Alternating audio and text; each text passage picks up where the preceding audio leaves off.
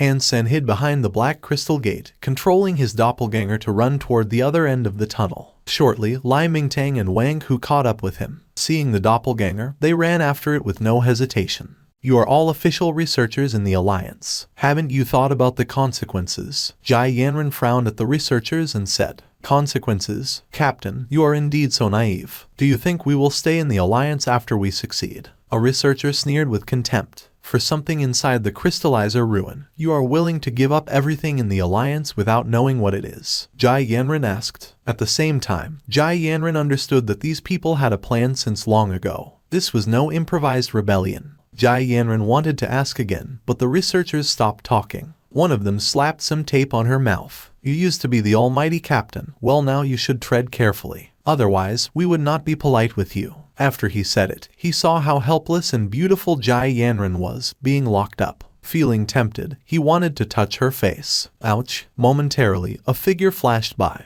and the entire hand of the researcher was cut off and sent into the air. The researcher held his broken arm and screamed shrilly, It's you! The other researchers saw who it was and became astonished. Who else could it be? Han-sen reached out to cut off the chains on Jai Yanren's body. The researchers quickly took out laser guns, ready to shoot the two of them. However, before they pulled the trigger, an elegant woman appeared behind them. Sweeping her spear, she knocked them all over. Han-sen dashed forward like a wild beast, throwing one punch at each researcher, sending them into a coma without a chance to fight back. How come you are here? Where are Lai Mingtang and the rest? Jai Yanren was overjoyed and surprised, throwing herself into Han-sen's arms. Since you're here, how could I be somewhere else? Han-sen stroked her hair lovingly and continued, They have entered the core area. I don't believe they will come out anytime soon. After feeling thrilled, Jai Yanren walked over to those researchers and woke one of them up. She pointed her laser gun at his head and commanded, Answer my questions. Otherwise, you know the consequences. Ha. The researcher only gave her a strange smile. The next moment, blood came out from his eyes, ears, nose, and mouth. The guy died instantaneously. Han-sen and Jai Yanren were both shocked. All people feared death and would strive for survival if there was the slightest chance. However, this researcher was so resolute that he poisoned himself immediately, which was abnormal. They woke the other researchers up, but the result was all the same. They hid their poison somewhere and ended their lives immediately after they woke up. Strange, it is really strange. These people would not even face death sentence after they returned to the Alliance. They would end up in jail most likely. Since they would have a chance to regain freedom anyway, why would they commit suicide like this? Something must be off. Jai Yanren was shocked, watching the dead bodies of the researchers. Even the coldest assassin could not be as resolute as this.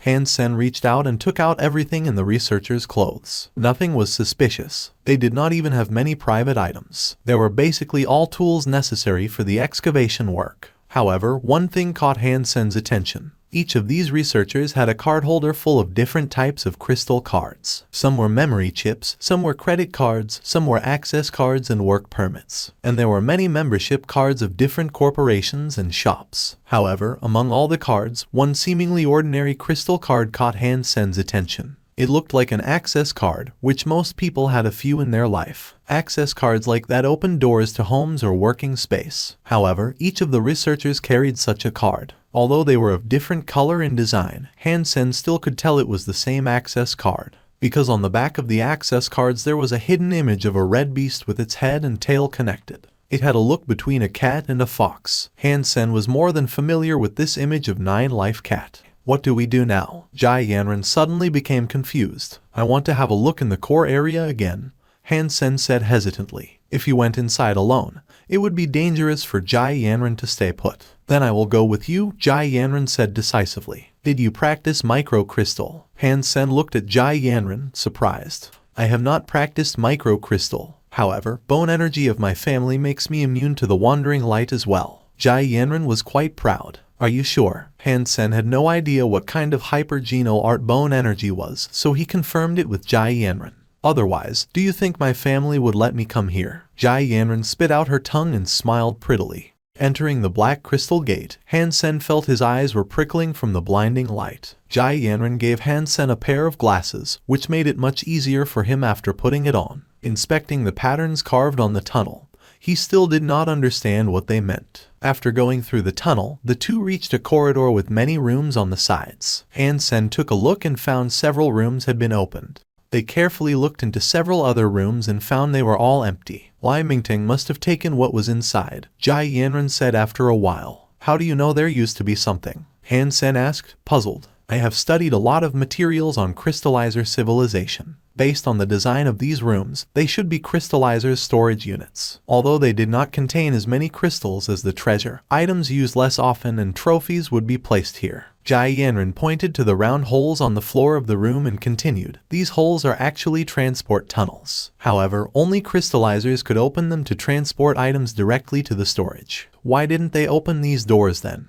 Jai Yanran walked up to a closed storage room, observed the patterns on the door and said, I still haven't learned enough about crystallizer culture, so I do not understand well what these patterns mean. But I think they did not open the stores because these patterns symbolize something like danger or warning. Makes sense. Han Sen nodded and followed Jai Yanran. Because Han Sen used the doppelganger of Beetle Knight to lead the group of people inside. He did not have much to worry since it was just a doppelganger. He controlled it to run fast and only stopped when the doppelganger had got rid of those people completely. The doppelganger had already reached something like an underground plaza full of those statues of strange crystallizer deities. At this point, there were many forks on the path. Han Sen decided to stop the doppelganger and commanded it to climb up a huge statue and hide in the ears of the statue. Very soon, Han Sen saw Lai Mingteng, Wang Hu, and others enter the underground plaza. It seems that he's not afraid of dying here. Researcher Zhang snorted after failing to find Han Sen by looking around. He gets to live because he ran fast. If we caught up with him, he would be doomed. If it were me, I would run as well, Wang Hu said quietly. With so many forks, who knows where he went? If we follow a path now, he could return to the entrance without us knowing. That would be troublesome, wouldn't it? Zhang said. After examining the different paths, Lai Mingteng shook his head and said, these paths are no joke. If he enters the wrong one, he would not be able to return alive. Professor, where do these paths lead? Wang Hu frowned and asked. These paths should all lead to the nurseries of crystallizers. At the end of each path, there should be a nursery. Crystallizers pay a lot of attention to their nurseries, so there must be some significant traps. Even surpassers could not guarantee coming back alive, Lai Mingteng explained. Are there really crystallizers inside? Wang Hu asked again. Dead ones, maybe. We have not found any living crystallizers so far, replied Lai Mingteng casually. The access should be under this statue. Come and push it aside. The two researchers quickly turned their warframes on and drove over to push aside the 15 feet tall statue. Indeed, when the statue was moved aside, an entrance was exposed underneath. However, before they had time to look at it, they heard a crackling noise inside the entrance. Lai Mingteng suddenly gasped, "Come back immediately." However, the two researchers did not have time to react when a golden shadow rushed out from the entrance. It was a golden crystal shaped like a 12x12 Rubik's Cube, spinning continuously. For some unknown technology, it was floating in the air. After the golden Rubik's Cube emerged, as the pieces turned, golden lightsabers of a dozen feet long were shot from its core. The golden lightsabers flashed as the Rubik's Cube moved around, cutting the warframe of a researcher into pieces instantly. The other researcher became pale and drew his laser gun to shoot at the Rubik's Cube.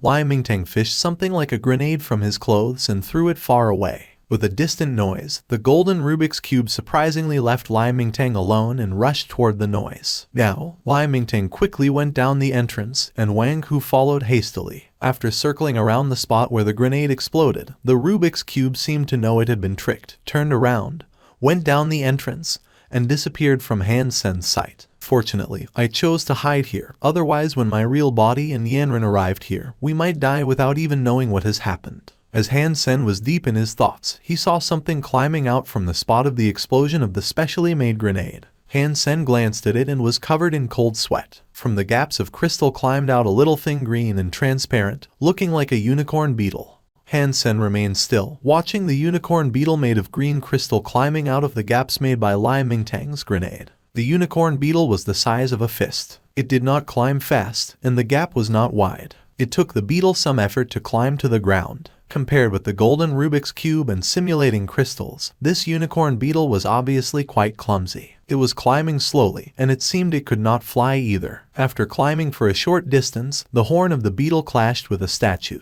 The little thing was so dumb that it did not even know how to turn. Struggling with its feet, it tried to move forward. However, its strength was obviously minimal so that it could not move the statue at all. The beetle looked like a toy car going around in circles. After some observation, Hansen found that this guy was both dumb and weak. It could not be compared to the golden Rubik's Cube at all and did not seem that dangerous. Hansen thought about it and climbed out of the ear of the statue, throwing a crystal near the unicorn beetle. Startled by the sound, the unicorn beetle forgot about the statue it was trying to move, turned around and climbed toward the crystal that had fallen. Shortly, it touched the crystal, which was only slightly bigger than a fist. Using its horn to leverage the crystal, the unicorn beetle only managed to shake the crystal slightly and failed to move it away. Among the stuff manufactured by crystallizers, there is something so useless. Hansen was surprised. He walked over to the unicorn beetle, grabbed its shell and lifted it up. Like a turtle that was lying on its back, the unicorn beetle moved its feet around yet failed to touch anything. Hansen examined the beetle carefully. This pet was carved with the mysterious patterns of crystallizers, similar to the ones on the Black Crystal Gate, looking like the guts of a mechanical watch. Hansen touched the feet of the unicorn beetle with his finger, which was grabbed by the beetle immediately. However, it did not have much force. Grabbing Hansen's finger, the unicorn beetle came to the back of his hand.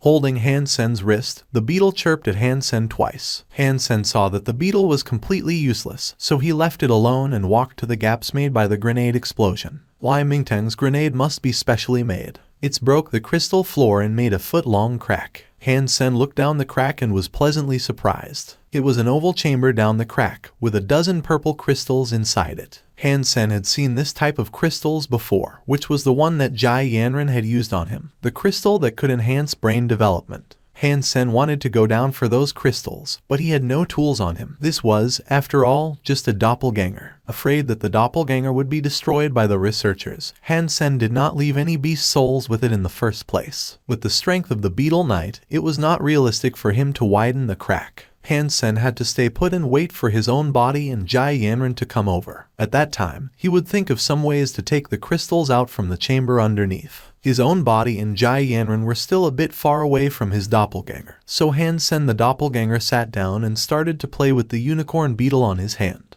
This guy looked quite pretty yet incredibly clumsy. It was quite fun to play with it. Hansen and Jai Yanran followed the doppelganger's route. Hansen told Jai Yanran about what had happened and took her over. He also described the looks of the unicorn beetle to Jai Yanran, but she did not know what it was either. Her guess was also that it can be a crystallizer's toy or something like that. After seeing his doppelganger, Hansen seized the unicorn beetle and took the Beetle Knight back to his mind. Products of crystallizers generally have some unique functions. The golden Rubik's Cube you just described was in fact a guard crystal. It could shoot lightsabers that easily slice warframes apart, let alone human bodies. Unless someone was fast enough to escape before it started to use lightsabers, there was no other way to go past it. Seemingly useless stuff like this is indeed quite rare in crystallizer ruins. Jai Yanran observed the unicorn beetle and did not see anything special about it. It is a crystallizer product after all. Even if it is a toy, it is quite unique. I believe I can make some money if I take it back. Looking at the unicorn beetle, all Hansen could see was dollars. Many collectors are very into crystallizer products. If you find the right person, it could be worth a lot.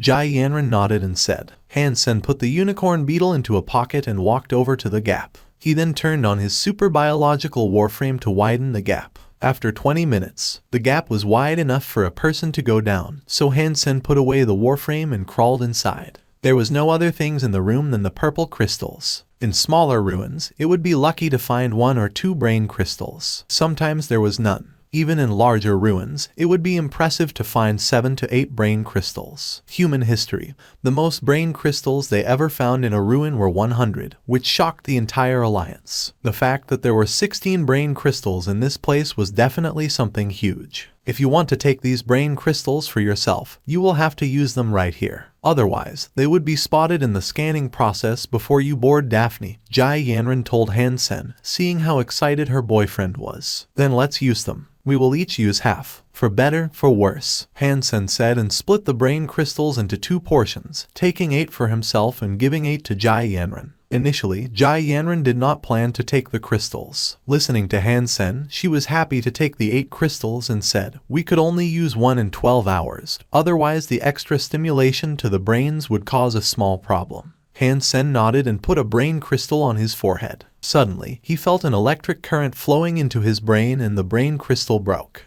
Han-sen put away the rest of the brain crystals and looked to the triangular exit in the center of the room. The space inside the room was spherical. Other than the gap where they came from, the only exit was the triangular tunnel leading downward in the center of the room. Jai Yanran shook her head and said, "In all the materials that I've studied, there is no mentioning of such places. However, there are many unsolved mysteries in crystallizer civilization, so this is normal. Shall we go down and have a look? Maybe there are more brain crystals." Han-sen thought about it and said. Lai Mingtang and Wang Hu had entered the core area. However, the guard crystal had followed them inside. Han-sen had no idea what was happening in the core area, so they might encounter the guard crystal if they followed Lai Mingtang and Wang Hu, which was not ideal. "I wonder if it's too risky." Jai Yanran hesitated. "It's not risky." Han-sen summoned Snow Charmer and sent her down the triangular tunnel to find out what was inside the other room. Very soon, Han-sen made sure that it was an empty room. Han-sen hesitated and summoned the Beetle Knight again, making his doppelganger hide inside the statue's ear, watching the entrance from which Lai Mingtang and the rest entered the core area, while he and Jai Yanran entered the other room through the triangular tunnel. After traveling past a dozen spherical rooms, Jai Yanran and Han-sen ended up in a normal room. Walls of the room there were lined with black crystal cabinets that had at least hundreds of lockers. There was no telling what was inside. "This is the treasure." Jai Yanran saw the black crystal cabinets and became surprised. "You're saying this is the treasure?" "So, the simulating crystals, parasite crystals, and guard crystals are all stored here." Han-sen was overjoyed. He did not expect to come to the treasure by accident. These black crystal cabinets are similar to the ones used to store crystals that we had discovered before. However, this room is different from the previous treasure. Also, I'm not sure why the room is connected with those spherical rooms. Therefore, I could not make sure whether this is the real treasure. Jai Yanran was not confident. "Let's open one up to find out." Han-sen asked Jai Yanran to go back into the previous spherical room and commanded Snow Charmer to open up a square black crystal elcoker. Nothing strange happened. The black crystal locker was empty. There was nothing stored inside. Jai Yanran came back to examine the inner structure of the cabinet and said assertively, "Now I am sure that this is the cabinet that holds the crystals. This should be a treasure, but it seems too small for a royalty ruin. These cabinets could not even be compared to those in some smaller ruins. It does not look like it is designed for a royalty. It's good as long as it is a treasure. Maybe it is the private collection of the royalty." Han-sen was excited and asked Snow Charmer to open up other cabinets. However, dozens of cabinets all turned out to be empty, which disappointed Han-sen a bit. However, Han-sen did not want to accept zero gains, so he commanded Snow Charmer to open up all the cabinets. After she had opened 80 cabinets, she finally saw a twinkling light inside. Han-sen was excited and quickly walked up to the cabinet. There was a golden crystal inside the size of a snail. It was over with a complicated cut, which made it look like a brilliant golden diamond. "It is a crystal." Han-sen did not dare to move and asked Jai Yanran. Jai Yanran nodded and said, "This is an inactive crystal. Judging from the look of it, it should be the Rubik's Cube that you had seen. It will not turn itself on, right?" Han-sen was startled. Jai Yanran shook her head and smiled. "Definitely not. All the crystals stored in the treasure are dormant until they are activated by crystallizers. However, it is impossible to find a living crystallizer to initiate these crystals. The guard crystals are commonly seen, but normal ruins only have 2x2 or 3x3 Rubik's Cubes. Even in larger ruins, the Rubik's Cubes are mostly 6x6. The 12x12 Rubik's Cube you saw is very rare and of high value for collection and research. If this is also a 12x12 Rubik's Cube, then it is priceless." Hearing Jai Yanran say that, Han-sen was overjoyed, took out the golden crystal, and stuffed it in his pocket. He said with a smile, "Then I will put it away first." Jai Yanran knew what he was thinking but did not say anything, just rolling her eyes at him. With the finding of the guard crystal, Han-sen was even more motivated. He told Snow Charmer to open up all the remaining cabinets and soon discovered another crystal. It was a white crystal. Han-sen looked to his girlfriend, puzzled. This is the memory crystal, containing all the data left by the crystallizers. If one has enough mental power, one could directly sense the content of the crystal. However, humans nowadays could hardly reach that level. They could only get part of the fragmented information in the crystal relying on machines. Since this crystal is left behind by a crystallizer royalty, it might contain important information. If we are all able to translate part of it, maybe our science and technology could have another leap, Jai Yanran explained. Then I will put it away first. Han-sen unapologetically took this memory crystal as well. Did you hear something? Han-sen suddenly noticed something and looked to Jai Yanran. Jai Yanran shook her head and said, "What did you hear?" As Han-sen was about to say something, he suddenly heard something falling. Pink crystals as big as duck eggs started to fall from the triangular tunnel from which they came down. Momentarily, there were 100 pink crystals present. Parasite crystals. Both Jai Yanran and Han-sen exclaimed at the same time. Without any hesitation, Han-sen took Jai Yanran's hand to run toward the exit of the treasure. Although parasite crystals could be crushed, there were so many of them that even Han-sen could not fend them all off, since they would grow on human body as long as they touched the skin. The couple rushed out of the treasure and ran for their life in the tunnel that was slightly taller than a person. Countless parasite crystals followed them like ocean waves and filled their sight. The pink crystals were incredibly fast as well. Damn it, where do these parasite crystals come from? How come we did not see them when we entered the place? Han-sen was slightly upset. Boom. The snow-toothed wolf which was running in front was suddenly cut in half by a beam of light. It fell heavily on the floor and then disappeared. Rubik's Cube. Han-sen saw the 12x12 Rubik's Cube in the next intersection and became pale. This way. Jai Yanran ran into a side path first and Han-sen followed her. However, neither the parasite crystals nor the Rubik's Cube was retreating. Both of them followed the couple. Jai Yanran and Han-sen ran around several corners and suddenly found themselves in a dead end. There was no way to go. Whatever. Han-sen knew it was time to fight for his life. He drew his laser gun and shot at the incoming parasite crystals like crazy. Jai Yanran did exactly the same, shooting at the parasite crystals with her laser gun non-stop. However, the guns were not that useful. After breaking several parasite crystals, more started to go at them. There was simply no end to the crystals. Very soon, a large number of parasite crystals had come close to them and tried to attach to their bodies. Han-sen gritted his teeth and threw a grenade before he covered Jai Yanran to hide in the corner. The grenade exploded in the tunnel, smashing lots of parasite crystals. However, Han-sen was only using an ordinary grenade. The crystal wall and floor quickly expanded under the impact like foam, filling up the entire tunnel, and almost drowning Han-sen and Jai Yanran. "Are you okay?" Han-sen tried to move his body, but he was trapped in crystals that were still expanding because of the explosion, which made it hard for him to even turn around. The couple were trapped in a narrow space, so they had to stand hugging each other. There was no additional space at all. "I'm fine," Jai Yanran answered in a soft voice, her cheek on Han-sen's chest and her body pressed to his body. Although Han-sen enjoyed making out with Jai Yanran, it was obviously more important to run for their lives. The entire tunnel was filled up by the expanding crystals, so there was no way to go out from the way they came from. The only possible exit would be the space behind the dead end, if there were any. As long as they could break this crystal wall, they would still have hope. However, Han-sen no longer had any beast soul weapon he could use. He had to run Jadeskin and turn his hands into jade, throwing punches at the crystal wall behind Jai Yanran's back. Bang! Under Han-sen's fist, the wall only had a hairline crack. "I have a sacred blood dagger from Second God's Sanctuary. Let me try," Jai Yanran said and summoned her dagger, stabbing at the wall behind her backward. However, Jai Yanran could hardly move her arm, so it was hard for her to put much force into the move. In addition, she had just become an evolver before long, so she did not have great fitness. After stabbing with her dagger a few times, she was only able to leave several shallow white marks on the crystal wall. "I'll do it." Han-sen stopped Jai Yanran and punched at the crystal wall again.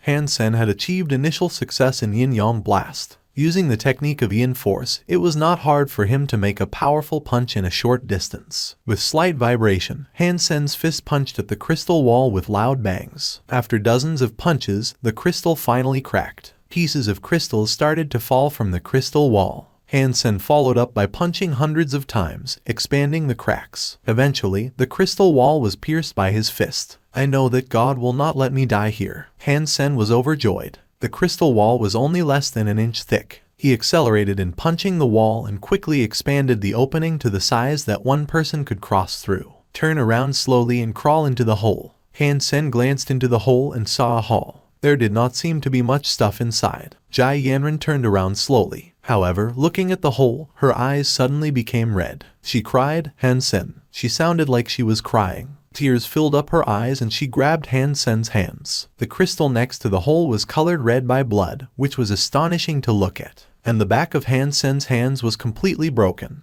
Breaking the crystal wall with bare hands was something difficult for him even though he had practiced jade skin. Holding Han Sen's hand, Jai Yanran could not make a complete sentence. Her tears fell like rain. No worries. It's a small injury. My bones are good. Let's go out first. Han Sen smiled and urged Jai Yanran to crawl into the hole. Han Sen followed her inside and was astonished by what he saw. The hall was the size of a factory workshop. It was empty inside, but on the ceiling of the hall, red crystals were floating like red stars, blinking with red light. Han Sen recognized this type of crystal immediately, which was the simulating crystal. Boom. When the couple just stood up, all the simulating crystals started to flash red lights at them, as if there was a press conference in the hall. Shortly, red crystal humans that looked exactly like Han Sen or Jai Yanran fell from the ceiling and ran toward them. Simulating crystals were an impressive creation, which many human scholars called a miracle. It was impossible for a human to become a rock, let alone a gun. However, simulating crystals were beyond their limitations. As crystals, simulating crystals could mimic the characteristics of different matters, which was miraculous and amazing.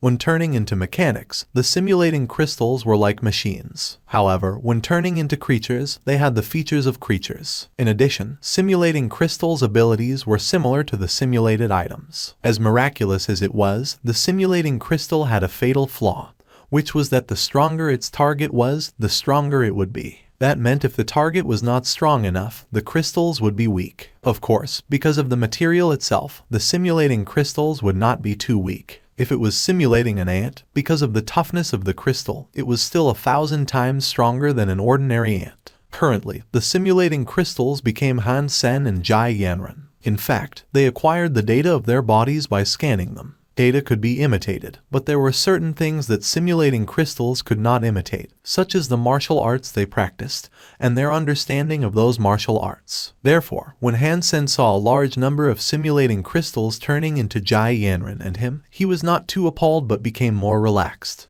Shortly, Jai Yanran stared her eyes wide, and her jaw dropped. Han Sen threw himself at the group of red crystal humans and beheaded one of them with bare hands. He threw the crystal head on the face of the next red crystal human and smashed its chest with his knee. The entire process was so smooth and unexpected that it was wonderful to watch. As many as the simulating crystals were, all of them were broken up by Han Sen. The red crystal humans did not have any power to fight back, as if they were dogs in front of Han Sen. Jai Yanran did not believe that the rest crystal humans were too weak. After all, the simulating crystals imitated Han Sen and herself. Having the same force, different people would have different applications. It was the same as playing chess. Although all the players had the same number of pieces, an advanced player would play very differently from a beginner. Without a doubt, the percentage of force Han Sen could tap into made him a supermaster, which was why the red crystal humans looked like him but could not fight back at all. With Jai Yanran's background, she had seen a lot of talents, including quite a few surpassers, and demigods were nothing rare in her eyes. However, in terms of the effectiveness of using the force, Han Sen was definitely among the top 5 in evolvers. There was no lady in the world who did not wish her man was the best, and Jai Yanran was no exception.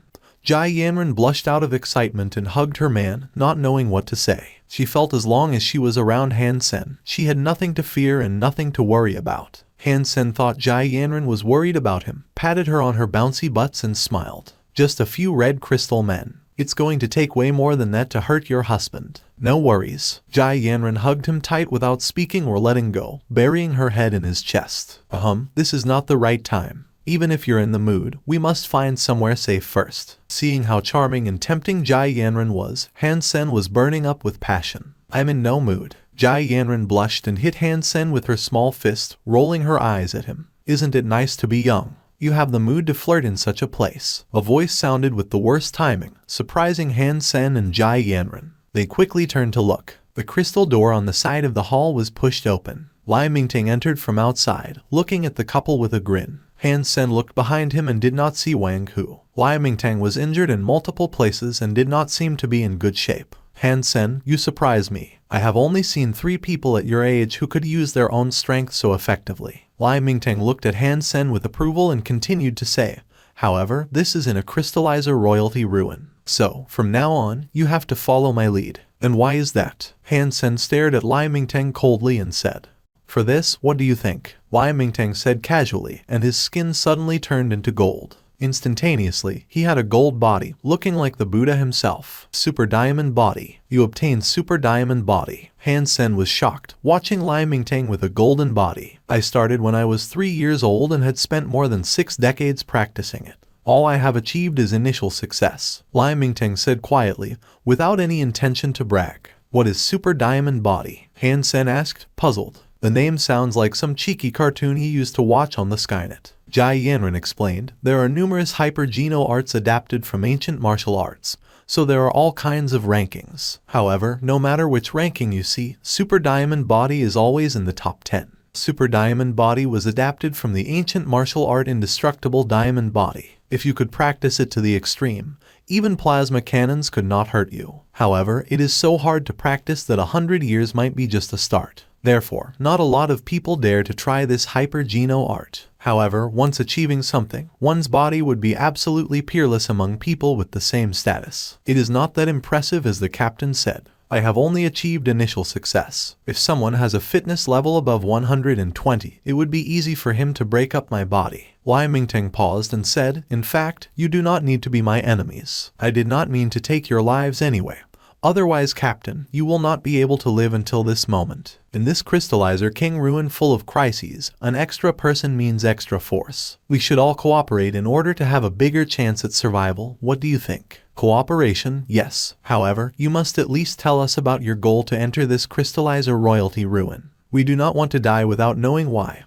After consulting his girlfriend, Han Sen said to Lai Mingtang, Captain, you should know that this crystallizer ruin was discovered decades ago. I heard that an interstellar exploration ship found this place. Jai Yanran thought about it and said. Lai Mingtang nodded slightly and said, indeed. The exploration ship found this crystallizer royalty ruin and sent a team to explore it. However, none of them came back. After that, the Alliance sent a warship similar to Daphne here and none of the people came back alive either. Did you know what had happened? Jai Yanran said. No, Lai Mingtang shook his head and said with his eyes glistening.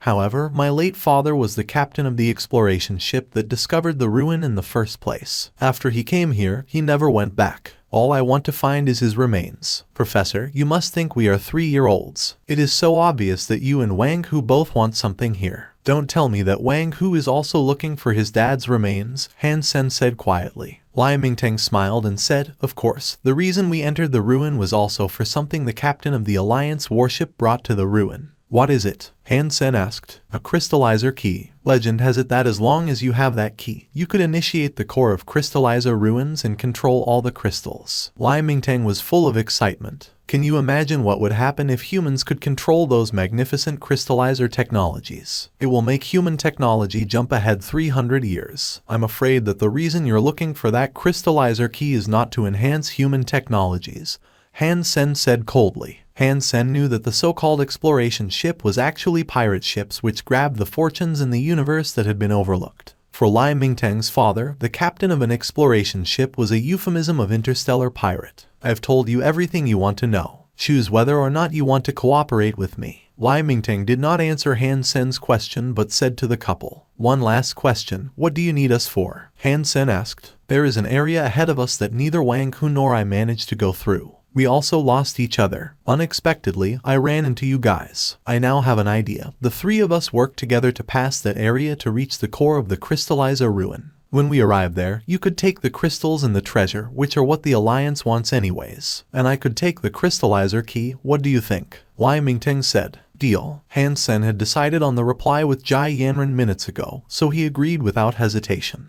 Shortly, the 3 of them reached an abyss which looked bottomless and was about several miles wide. It almost looked like the gates to hell. From afar, he could see a fairytale-like castle that looked like it was designed for the giants. The castle was connected to their side by a foot-long crystal bridge. It looked like the 2 sides of the abscess were connected by a thread. Passing this crystal bridge, we could then arrive at the core of the crystallizer royalty ruin, Lai Mingtang said, pointing at the castle far away. Can we fly over? Han Sen said, puzzled. Look above. Lai Mingtang pointed to the ceiling and said. The couple looked above and saw gigantic green crystals were hanging from the ceiling like chandeliers, each over 10 feet wide and very delicate. As gorgeous as they were, Jai Yanran became pale after she saw them. After seeing those green crystals, Jai Yanran started to whisper, "There are nest crystals here. How can we possibly walk over there?" Jai Yanran asked Lai Mingteng. "That is why we need to work together," Lai Mingteng said. Han Sen did not know what the green crystals were for, so he did not speak but listened. After a while, he finally understood why Lai Mingteng and Wang Hu failed to go through. The green crystals that looked like chandeliers were named nest crystals, nurturing lots of mini crystals inside of them.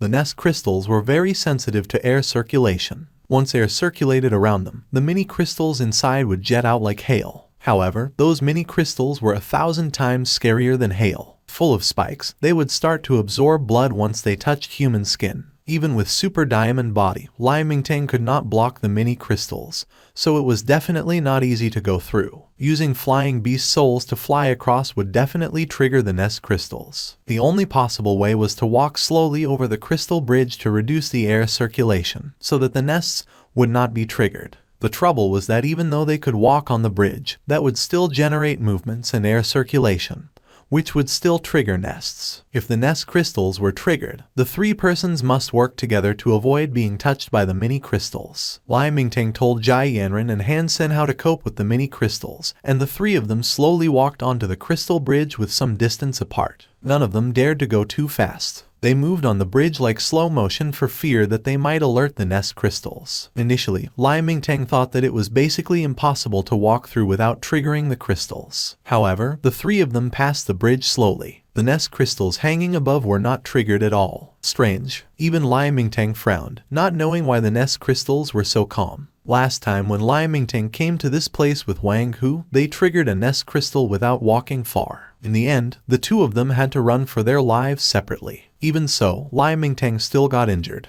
"It is the best if we could refrain from triggering them. Let's go inside," Lai Mingteng said and walked into the castle. Jai Yanran and Han Sen followed up, maintaining some distance from Lai Mingteng. Previously, Lai Mingteng needed them to go over the bridge. However, now that the nest crystals were not triggered, Lai Mingteng might not need them anymore. Han Sen vigilantly followed Lai Mingteng into the castle. The gate was already open. All the corpses looked alive without any hint of drying up. They almost looked like living persons. However, taking a closer look at them, the three could easily tell that they were dead. There were no injuries on any of their bodies. Standing or sitting, they simply died, without any traces of fighting or struggling. However, Lai Mingteng still did not understand how those people died and why their bodies looked exactly like how they were when alive, without any signs of corruption, which was why he did not dare to go over. Han Sen and Jai Yanran were even less tempted to go up. When they were about to ask Lai Mingteng the expert, they suddenly saw someone coming out from a structure inside the castle. With a closer look, Lai Mingteng saw it was Wang Hu and suddenly changed his looks. He asked Wang Hu, "When did you come? Did you find anything?" Wang Hu smiled, reached out his hand and showed Lai Mingteng a red crystal the size of a pigeon egg.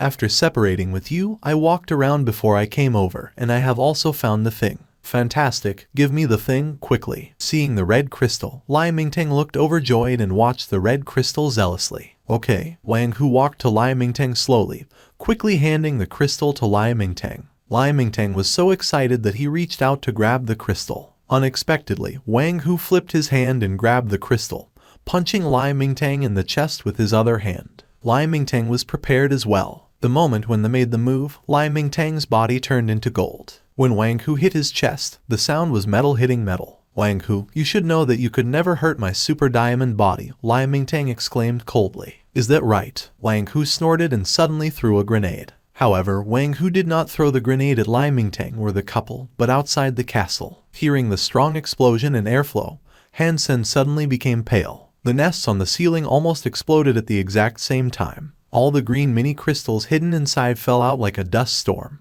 Very soon, the mini crystals came to them like locusts, not giving them any time to react. "Rot in hell." Wang Hu regarded the three of them coldly, while the mini crystals bypassed his body as if he was not a target at all. Lai Mingteng was shocked, but it was too late to run. All the green mini crystals stuck to his body, from which even his super diamond body could not defend him. Waving his hands like crazy, he did not manage to break many before he was covered in green mini crystals like a beekeeper covered in bees. Han Sen and Jai Yanran were both pale, thinking that it was probably the end of their lives. Since even Lai Mingteng's super diamond body was not effective, it was less likely for them to survive. However, after the mini crystals came over, they also bypassed the couple and did not touch them at all, which made them both surprised and happy. What? Seeing the situation, Wang Hu regarded the couple, surprised. All right then, let me send you to hell myself. Wang Hu summoned his golden beast soul sword and walked directly to Han Sen.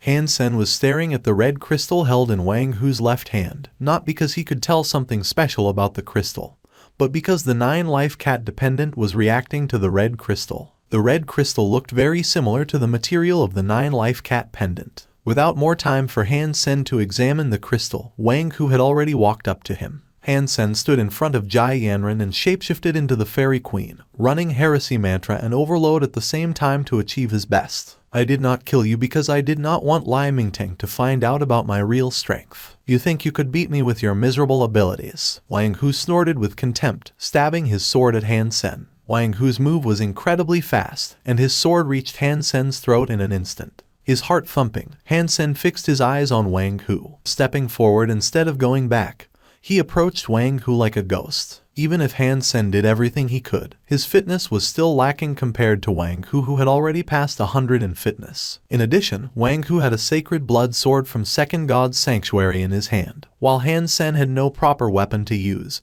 which made it even harder for him to compete with Wang Hu. Han Sen's only chance to win was a close combat. Seeing Han Sen approaching himself, Wang Hu turned his sword around, changing from stabbing to cutting without so much as a pause. There was almost no way for Han Sen to defend himself. Swish. Han Sen was a bit slow at dodging the sword. Watch out, Han Sen. It is Sprocket's sword. Do not let him strike again. Seeing Wang Hu's sword skills, Jai Yanran alarmed Han Sen, appalled. You are indeed someone from the JIS, so knowledgeable that you recognize Sprocket's sword. However, you know that too late. Wang Hu moved his left hand and summoned another beast soul sword. With one sword in each hand, he attacked Han Sen continuously. Han Sen had no way to block the incoming attacks. Wang Hu's sword skills were so incredible that the two swords looked like they were designed to be used together. One sword after another, Wang Hu did not leave any chance for Han Sen to even breathe. The strikes were so tight that they were like two sprockets moving forward with their teeth intertwined with no gaps at all. Since Han Sen evolved to Second God's Sanctuary,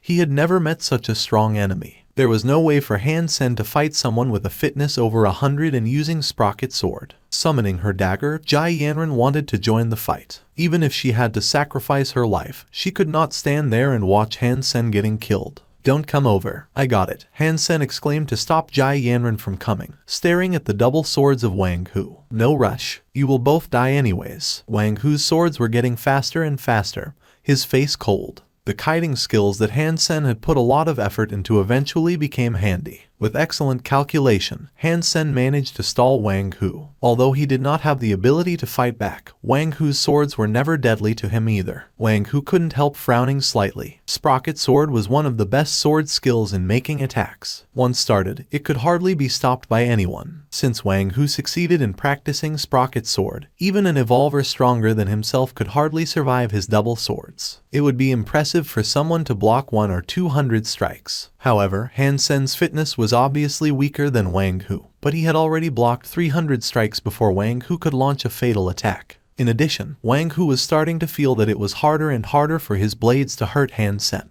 Although Han Sen was covered in injuries and blood all over, Wang Hu knew very well that those injuries were not deadly. What was even weirder was that Han Sen's injuries only bled a bit when he just got hurt, but the bleeding stopped very soon, and the injury started to shrink. Han Sen's eyes were emotionless like a well, reflecting all his enemies' moves. Sprocket's sword was indeed very impressive. There was hardly any pause between two strikes. Each strike was carefully designed that once the first strike was made, every strike that followed was unstoppable. Each strike was targeted at a vital part, not leaving the enemy any chance to fight back before killed. However, humans were not machines with sprockets, and the design of Sprocket's sword even gave Han Sen some extra opportunities. When it came to the design in martial arts, Han Sen had never met anyone stronger than Queen, who was a real master. Different from Queen, Wang Hu's sword skills were half fixed and half calculated, which made it more rigid than Queen's kiting skills. If Queen was a real master, then Wang Hu was simply someone with a good set of sword skills. No matter how good a set of sword skills was, it must be rigid with errors. Han Sen's fitness was much worse than Wang Hu's, but Wang Hu started to feel that he was about to lose control. The The figure of Han Sen became more and more unpredictable in Wang Hu's eyes, which consumed his confidence and made him feel that it was hard for him to kill Han Sen.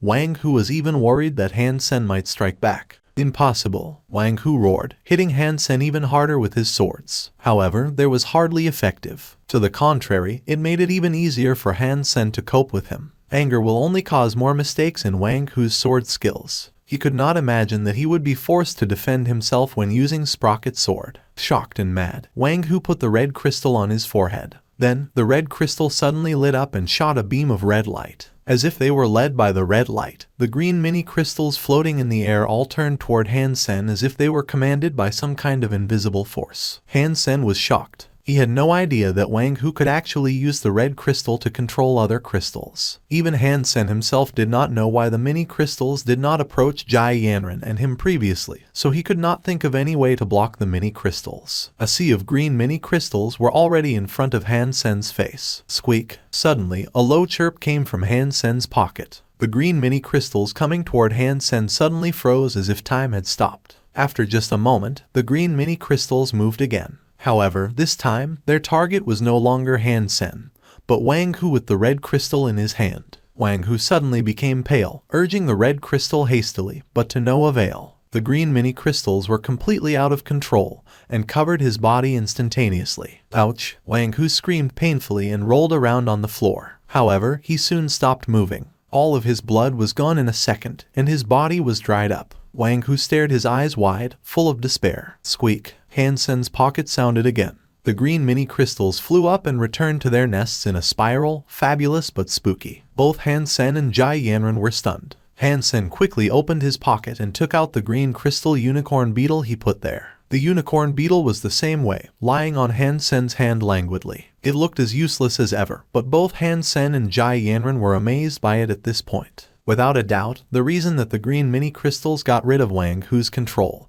and sucked him dry was completely this unicorn beetle. Han Sen was quite certain that he and Jai Yanran also needed to thank the unicorn beetle for keeping the green mini crystals away from them earlier. What is this? Han Sen looked at the unicorn beetle in his hand, shocked. Jai Yanran only shook her head. She had never heard of such a thing. It seemed that only crystallizers could control crystals, while crystallizers did not appear in the form of any creatures, let alone a unicorn beetle. However, if this unicorn beetle was not a crystallizer, how could it have controlled all those crystals? Han Sen put the unicorn beetle back to his pocket carefully. No matter what, Han Sen felt he had got himself a treasure. With the unicorn beetle near him, it would be much safer for him to enter any crystallizer ruin. After putting away the unicorn beetle, Han Sen walked to the body of Wang Hu and picked up the red crystal. Taking the red crystal in his hand, the 9-life cat pendant reacted even stronger. However, after Han Sen put the red crystal next to the 9-life cat pendant, nothing strange happened. There is no doubt that this piece of crystal is making the 9-life cat pendant react. But why is that? Han Sen gave it some thought and then put the red crystal on his forehead like Wang Hu did. All of a sudden, Han Sen felt a warm stream flowed into his brain. It felt somewhat like when he used the brain crystal, but it was different in that he did not feel the electric shock, just the warmth. This is strange. How did Wang Hu use this piece of crystal to control other crystals? Han Sen did not find a method to use the red crystal. When Han Sen was in doubt, he suddenly felt the crystal was melting in his hand. Shocked, Han Sen wanted to remove the crystal from his forehead, but the crystal had already turned into liquid, which he could no longer catch. Instantly, the red liquid infiltrated Han Sen's brain, making it hotter and hotter. White vapor started to rise from Han Sen's hair. However, heat like that did not make Han Sen feel uncomfortable. To the contrary, Han Sen felt his brain was never so clear. The effect was even better than when he just used a brain crystal. Very soon, the heat in his brain gradually disappeared. Han Sen did not feel anything special other than a clearer brain. After the crystal was absorbed, the 9-life cat pendant was no longer hot and became an ordinary stone again. Are you okay? Jai Yanran touched Han Sen's forehead, worried. I'm fine. This thing is similar to the brain crystals. How on earth did Wang Hu use it to control the other crystals? Han Sen asked, puzzled. Both Lai Mingtang and Wang Hu are dead, so I'm afraid no one knows the truth anymore. Jai Yanran looked at the bodies of Lai Mingtang and Wang Hu again. The two persons who were elite of the alliance died in this ruin of crystallizer royalty for a strange reason. Han Sen nodded but did not think so himself. Going through the stuff left behind by Lai Mingtang and Wang Hu, Han Sen saw the access card with the 9 life cat image in Wang Hu's card holder as well. To his surprise, Han Sen did not find a similar access card in Lai Mingtang's belongings. Han Sen went through other stuff without finding anything else of value. Han Sen returned everything to its original place, looked inside the castle, but did not go deeper. With this unicorn beetle, we should be able to exit the ruin safely and look for other people trapped here still. Han Sen took Jai Yanren's hand and went back, not wanting to raid the treasure at all. It was mainly because everything would be taken by the Alliance once Han Sen returned to Daphne. There was no way he could cheat the scan. What worried Han Sen the most was whether the unicorn beetle would be found. Carrying the unicorn beetle, Han Sen found the other crystals did not dare to approach them at all. The Rubik's Cube, simulating crystals, and parasite crystals would all freeze whenever the unicorn beetle approached. Nothing would attack them proactively. Although Jai Yanren and Han Sen did not recognize the paths, they would not run into any danger with the unicorn beetle. After more than half a day, the two of them eventually met other people who had entered the ruin, including Chen Xiaoshan. After reuniting, the group of people found the entrance where they came from, thanks to the judgment of a professor. After they came out, they did not run into the simulating crystals again and returned to Daphne smoothly. The 2 crystals that Han Sen took back did not escape the scan. But to Han Sen's joy, the unicorn beetle was not discovered. Because of the huge accident during the exploration of this crystallizer ruin, Daphne was asked to go back immediately. It was yet to be determined whether they would be punished. Fortunately, the 2 advanced crystals that Han Sen brought back were submitted to the Alliance by Jai Yanren, which excused her from potential sanction. Being a cookhouse soldier, Han Sen was too unimportant to be liable, so he was fine as well. Horn, come over here. Sitting in his bed, Han Sen was reading a book when he found the uniform beetle was fighting it out with a table leg, trying to knock it over with its horn. Unfortunately, it was so weak that it could not shake the table at all. Han Sen exclaimed at it, but the unicorn beetle did not understand him, still working hard to fight the table. Come back. Although Han Sen knew the unicorn beetle could not understand him, he was too lazy to get out of bed, so he shouted at the beetle again. The unicorn beetle did not mind him. However, its body was suddenly captured by something and started to float toward Han Sen. Han Sen looked at the unicorn beetle in surprise. As he changed his thoughts, the unicorn beetle suddenly lost the support and fell from the air. Han Sen was completely shocked. He tried to focus his mind again on the unicorn beetle, and very soon, it floated again, flying wobbly toward him. Han Sen caught the unicorn beetle with his hand and felt overjoyed. Then he tried to focus his attention on other smaller objects like cups. Indeed, it turned out he could move some smaller objects with his mind. He could make a cup within a range of about 6 feet float. If the object was more far away, it would be beyond his power. Also, he could not lift anything heavy with his mind. Initially, Han Sen was very excited. Later, however, he discovered that this ability was almost useless. The distance requirement was stringent, and the actual force he could use was too weak. It was almost impossible to be used in a fight. The red crystal seemed to have given my brain some revolutionary development. Now I could even use my mind to move things. However, it is still so weak that it is not very useful. Han Sen soon lost interest in his newly gained ability. However, another benefit that the red crystal brought him made Han Sen jump with joy. When Han Sen started to learn the ancient language again after he came back, he found his memory and understanding much better and his progress much faster. Because of the accident in the last mission, everyone on Daphne was forbidden to enter God's sanctuary or use the Skynet. Han Sen had to learn the ancient language all the time. Because his brain had been enhanced, he had made tremendous progress in understanding the ancient language. Han Sen had more and more notes as he read. However, it was a bit boring for him to practice alone. Han Sen decided to fight someone else to test whether what he was thinking was correct. Han Sen chose a random match and was soon matched with a captain. Han Sen checked his opponent out and found it was a tall woman who had used the face blur function. Her ID was Ms. Perfume. In the same time, in the teleport station of planet Roka, Qin Xuan was also using the holographic trainer to log into the virtual camp, and her ID name was Ms. Perfume. Checking the ID name of her opponent, Qin Xuan was surprised because the name became quite famous among soldiers after the video of 7 Kill was released. However, she looked at the record of her opponent and found he was a newbie with no win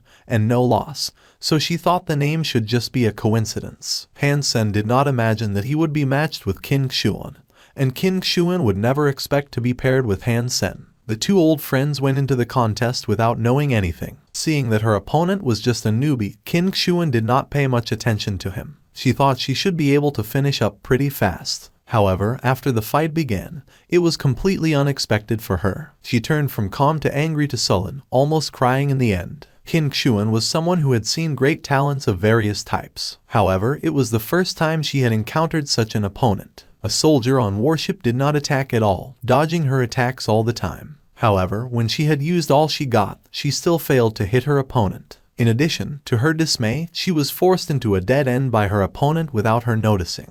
Obviously, her opponent could have ended the fight with one move, but he did not choose to do that. His toying with her was simply an insult to Qin Xuan. You will regret this. Qin Xuan bit her lips, upset. She then used atomic fission and the hyper-geno art called Thunder Knife that she had newly learned as an evolver. Although its name was Thunder Knife, it was not a knife skill, but a hyper-geno art that could change the body cells on one's hands, especially the edge of one's hands, making it as sharp as a blade, crushing everything in its way. Of course, in the virtual camp, this feature could not be embodied fully. However, Thunder Knife could also enhance one's speed greatly, which was rather useful. Her hands slashing like thunder, Qin Xuan was incredibly fast, putting great pressure on Han Sen. Crack! Han Sen did not dodge in time and was hit on his shoulder. His health value suddenly went down by 64%, which showed how powerful Qin Xuan's strike was. Although it was not a vital part that was injured, Han Sen still lost more than half of his health in one strike. Feeling slightly excited, Han Sen knew it was only in front of a powerful opponent that he could truly test whether what he had learned was useful. Therefore, the stronger his opponent, the happier he would be. However, his health could no longer pull him through a second strike. Han Sen became more careful and started to integrate what he had learned from Dongshuan Sutra to his footwork and movements. In the beginning, he was somewhat green. When Qin Xuan launched fast attacks using Thunder Knife at him, he was trapped in risky situations multiple times. However, as Han Sen gradually put what he had learned into use,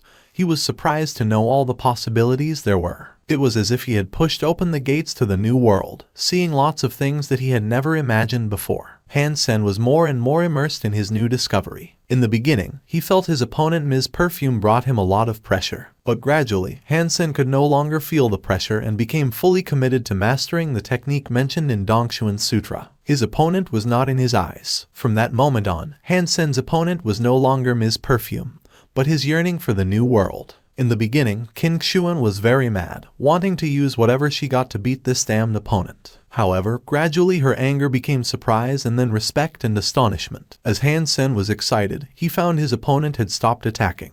Han Sen looked at her, puzzled, not understanding why she would pause. "May I ask who you are, Chief?" Qin Xuan saluted to him and asked respectfully. Han Sen's footwork was overwhelming to Qin Xuan, so she thought he must be a military mogul. "I am no chief, just a soldier," Han Sen replied directly. There was no way Qin Xuan would believe him, because a soldier could never have such footwork. She had only seen the ability to put incredible pressure on the opponent just using footwork in a couple of masters. It was not a state that one could achieve with just some hyper-geno arts. One must have enough cultivation in martial arts to be so impressive. "Comrade, what is the name of your footwork? Could you teach it to others? You want to learn?" Han Sen was surprised by the request of this female soldier named Ms. Perfume. "Yes," Qin Xuan nodded. "Obviously, I could teach you that. But it is not a hyper-geno art that belongs to the military, so I could not teach for free." Han Sen thought about it and said, he had only learned a part of it himself so far. Practicing alone, he might not be able to tell his own flaws, just like a chess player could not be as objective as an observer. If this Ms. Perfume was willing to pay the price, Han Sen did not mind teaching her something. It would be nice to experiment on her anyway. Of course, Han Sen would not tell her the complete techniques. "Name your price, comrade." "I will pay as long as I can afford it," Qin Xuan said hastily. She knew that money could not buy the footwork of her opponent. His accounts and identity would easily be exposed. Staying on Daphne right now, he could not make any face-to-face transactions either. "Let's trade martial art with martial art. For the first class, you could give me the tutorial of the hand skills you just used. We will talk about future classes later. What do you think?" Han Sen suggested to Qin Xuan, feeling he was asking a lot. Her hand skills were not anything ordinary. By teaching her half an hour, he was asking for a hyper-geno art that was probably an S-class art designed for evolvers. This price was obviously very high. "Okay," Qin Xuan agreed with no hesitation. Qin Xuan sent the tutorial of Thunder Knife to Han Sen, and Han Sen started to teach her. Half an hour was a short amount of time. After explaining some techniques and demonstrating, Han Sen asked Qin Xuan to imitate him twice, and then half an hour was gone. How should I call you? After the class, King Xuan felt even more respectful toward Han Sen. Even what he said casually made her feel very inspired. She was more and more convinced that her opponent must be a master. However, she could not guess which military mogul he was. Call me soldier, Han Sen said casually. He did not want to expose his identity to anyone, and he was not interested in knowing who she was either. In Han Sen's eyes, this wasn't no more than a transaction. Then I will call you coach in the future. King Xuan firmly believed that he was a master, so she understood that he would like to keep his identity confidential. That'll do as well. Han Sen added King Xuan as a friend and left the virtual campus.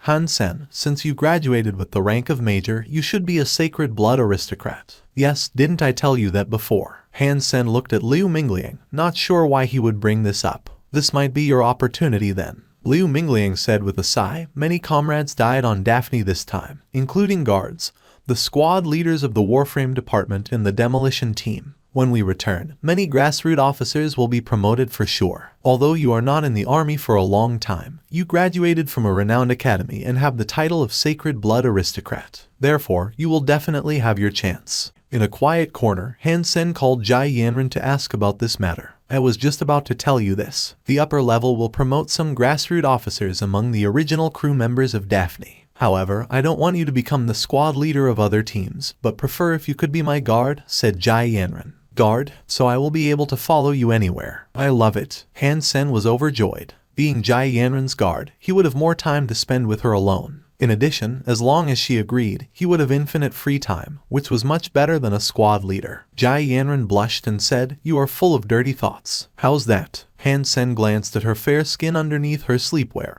and felt an urge to go to her bed right away. Jai Yanran rolled her eyes at him and said seriously, "Although I would like you to be my guard, there are things that I could not choose. I have recommended you as much as I could, but all I earned was an opportunity for you. Whether or not you could end up as my guard is totally up to you." What opportunity? Han Sen asked. I am given 2 guards. One of them is already decided and could not be changed. For the other guard, there are 4 candidates including you. I am not allowed to decide which one of you is to become the guard, so you must fight it out, said Jai Yanran. Will my opponents be surpassers? Han Sen blinked and asked. Not really, they are all evolvers, but one of them is very impressive, Jai Yanran said with a wry smile. How impressive? Han Sen frowned and asked. Same as you, he is a major. However, he is a 40-year-old veteran who has spent about 2 decades in the military. Jai Yanran paused and continued. You have seen Liu Mingtang using that hyper-geno art, which cost him 60 years to practice. I will not say anything more than the fact that your opponent had already succeeded in practicing Super Diamond Body. He was serving in Blue Blood Special Force previously, and was called the Tiger of Blue Blood. Of course, his strength was more than just Super Diamond Body. He is almost always among the top 3 evolvers of the military contest, while Wang Hu was not even top 100. Jai Yanran looked quite troubled. Before Daphne reached the human space harbor, a warship sent from the Alliance came to it and investigated everybody separately. This time, Daphne had suffered a great loss, including 2 of the most renowned professors studying crystallizer civilization. Many researchers also died on the planet. The accident was quite severe. Fortunately, the 2 advanced crystals that Han Sen brought back was submitted by Jai Yanran, which was credited by the Alliance. Coupled with the great influence of her family, Jai Yanran was not punished. After all, she was not responsible for the excavation work. After returning to the Alliance, the soldiers on Daphne eventually gained some freedom. Although Daphne would not be on a mission in a short amount of time, the soldiers were not excused. The good news was that they could enter God's sanctuary as they wished. It was more than a month until the military contest started. Han Sen planned to use this amount of time to increase his geno points as much as possible so that he would have a bigger chance at the contest. Returning to Goddess Shelter again, Han Sen found that Yang Manly had done a good job managing the shelter. Many people had already resided in the shelter, which brought Han Sen more money than he thought. Each month, he had an income of more than 10 million. The region was not quite populated, so he would earn even more if there were more people. Zhu Ting had got his hands on Treading Cloud a long time ago. Because Han Sen was absent from God's sanctuary for a long time, it was the first chance Zhu Ting could have given the hyper-geno art to him. After receiving Treading Cloud, Han Sen went to hunt. He still asked Zero to stay in Goddess Shelter. Since she could not gain geno points from eating meat and could not use beast souls either, there was no point for her to go hunting. She could stay in the shelter and defend it when there were creatures attacking the shelter. Han Sen went deep into the glaciers and snow mountains alone. On his way, Han Sen was almost traveling at full speed and bypassed all the creatures he saw. He wanted to kill creatures that were so small that they could be finished in 1 to 2 days in order to increase his Geno points rapidly. However, few creatures were of a small size in this area. Having traveled 2 to 3 days in the glaciers and snow mountains, Han Sen eventually saw a smaller creature that he had never eaten before. It was a creature the size of a cat. It looked like a ferret covered in shiny purple fur, eating red fruits growing on a bush at the foot of a snow mountain. Having never seen this kind of creature, Han Sen did not dare to be careless. Making sure there was no other creatures around him, he sneaked to the purple ferret quietly. However, when he was still 100 feet from the purple ferret, it suddenly noticed him. Glancing at him with its purple eyes, it was not scared away, but threw itself at Han Sen fiercely. Han Sen's heart leapt. The speed of the ferret was incredibly fast. It came to Han Sen's face in just a moment. A sacred blood creature. Han Sen was both surprised and overjoyed. The creature's speed was even faster than himself, so there was no doubt that it was a sacred blood creature of Second God's Sanctuary. Using both Heresy Mantra and Overload, Han Sen stepped out to dodge the purple ferret's attack by a hair. At the same time, he punched at the tiny body of the purple ferret. In the air, the purple ferret twisted its body in an incredible angle and dodged Han Sen's punch, continuing to strike at Han Sen.